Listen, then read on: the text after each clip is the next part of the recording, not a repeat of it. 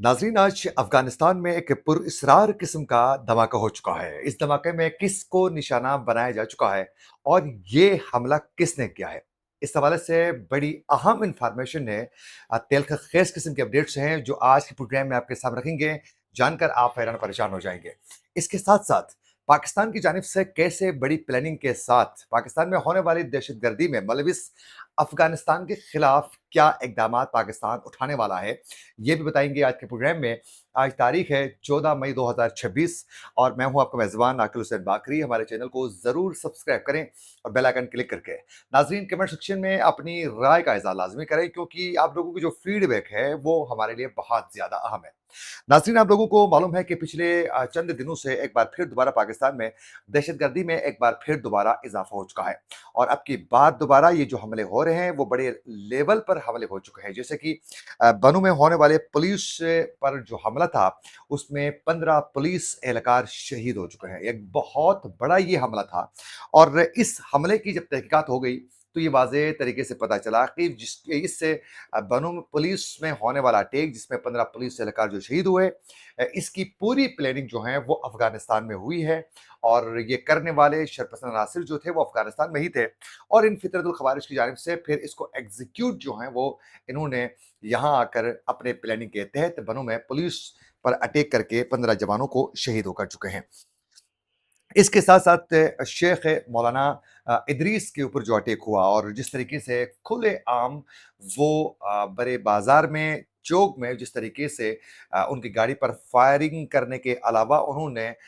उनको 3-4 बंदों ने मुसलसल फायरिंग करके बड़े आराम से उसको शहीद करके वहाँ से चले गए, दिन दहाड़े। एक ये भी एक बहुत बड़ा वाक़या था। सराय नूरंग के एरिया पर जो है एक बहुत बड़ा अटैक हुआ जिसमें पहले 9 अफ़राद शहीद हुए, उसके बाद में ज़ख्मों का ताब न लाते हुए मज़ीद जो अफ़राद की डेथ हुई, उसके बाद ये तादाद 11 तक पहुँच चुकी है। तो ये कुछ बड़े हमले जिसके बारे में मैं ज़िक्र कर रहा हूँ, जो मुसलसल इस वक़्त केपी में एक बार फिर दोबारा ये हमलों का सिलसिला तेज़ हो चुका था। अब उसके बाद नाज़रीन अब ये इत्तलात मौसूल हो रही है। पहले तो गज़ाली के हवाले से ये खबरें आ रही थी कि वहाँ एक फ़िज़ाई कार्रवाई हो चुकी है। लेकिन उसके हवाले से जो गज़नी के एरिया में जो फ़िज़ाई हमले के हवाले से इत्तलात मौसूल हो रही थी। लेकिन गज़नी के हवाले से उनके जो हुक्काम हैं अफ़गान, उनकी जानिब से तरदीद किया गया है कि ऐसा कोई अटैक नहीं हुआ है। लेकिन नाज़रीन, अफ़गानिस्तान में कुनड़ के एरिया पर जो है, कुनड़ में अ अ, प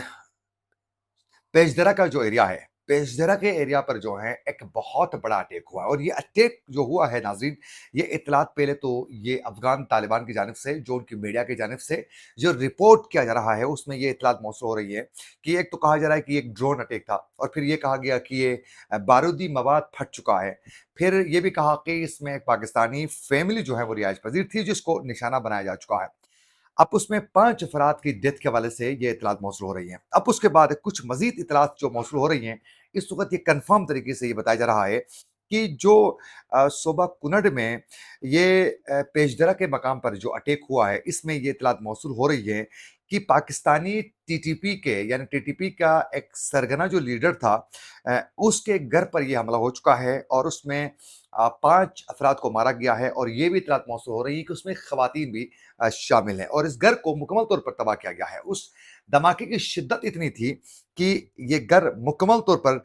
तबाह हो चुका है। अब ये भी इत्तलात मौसूल हो रही हैं कि इस हमले में ये जो धमाका हुआ जिसमें 5 अफ़राद की डेथ हो गई, इसमें जो कहा जा रहा है कि कमांडर को जो निशाना बनाया गया है, उनका ताल्लुक स्वात से था और वो काफ़ी अरसे से ये कुनड़ के एरिया पर वो रिहाइश पज़ीर थे। अब ये जो कुनड़ का जो एरिया है सोबा, ये पाकिस्तान के बिल्कुल ही करीब का एरिया है और यहाँ से अक्सर दहशतगर्दी के वाक़यात देखने को मिल रही हैं और पाकिस्तान का डिमांड भी पहले यही था कि ये कुनड़ और पाकिस्तान के जो सरहद के करीब के इलाकों में जो टीटीपी के सरगना लीडर्स यहाँ रिहाइश पज़ीर हैं और उनकी फैमिलीज़ रिहाइश पज़ीर हैं, इनको यहाँ से उठाया जाए, इनको माइग्रेट करके यहाँ से दूसरी साइड में अफ़गानिस्तान के उनको वहाँ ले जाकर बसाकर इनको दहशतगर्दी से दूर रखा जाए। लेकिन अभी तक अफ़गान तालिबान की जानिब से इस तरह के कोई इक़दामात जो है उनकी जानिब से नहीं उठाए गए।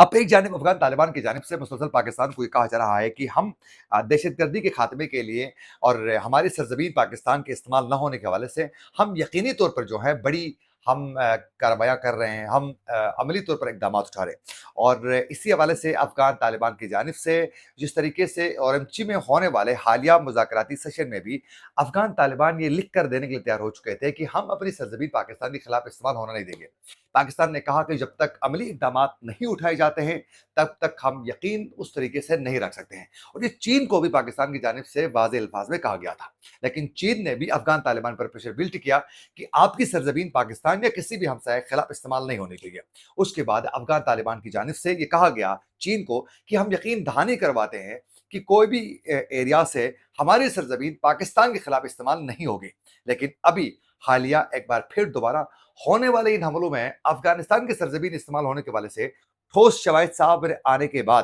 اب یہ خطرات تھے کہ افغانستان اور پاکستان کے درمیان جو بارڈر کی بندش ہے، جو تمام 7 سے 8 پوائنٹس مکمل طور پر بننے 9 پوائنٹس، ان کو دوبارہ کھولنے کے حوالے سے جو امیدوں کا اظہار کیا جا رہا تھا وہ 1 سال مکمل ہونے کے بعد بھی کھلنے کے امکانات نہیں ہے۔ یوں یہ معاملہ مزید طویل ہو سکتا ہے، جس کی وجہ سے بالخصوص جو تاجر برادری ہے افغانستان کی اور پھر پاکستان کی، وہ متاثر ہوگی۔ اور پھر جو تجارت سے وابستہ وہاں کے بالخصوص جو وہاں کے جو کیسان تھے، جو کھیتی باڑی کے کام سے منسلک تھے، جو فروٹس کا کام کرتے تھے، جو سبزیاں لے کر آتے تھے یہاں، جو ڈرائی فروٹس کا بزنس کرتے تھے، وہ سب افغان شہری جو ہیں وہ متاثر ہو رہے ہیں۔ اس کی وجہ سے افغانستان میں مہنگائی میں بے تحاشا اضافہ، اور وہاں جو بالخصوص